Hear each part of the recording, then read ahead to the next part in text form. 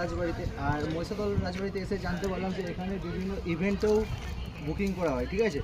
তো চলো এখানে কী কী ইভেন্টে ভাড়া দেওয়া হয় সেটা দাদাভাইদের কাছে জেনে নেব।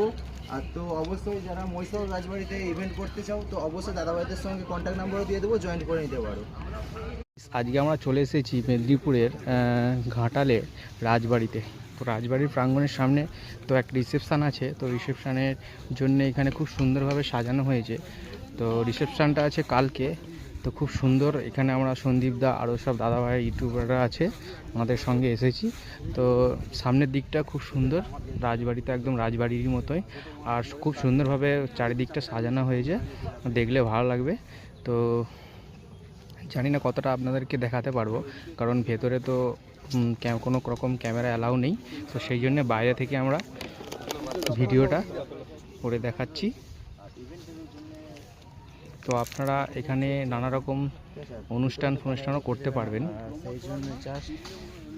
তো খুব সুন্দর লাগছে বাইরের ভিউটা, আর এখানে অনেক দাদারা এসেছে আমার সাথে। সবাই এসেছি আজকে।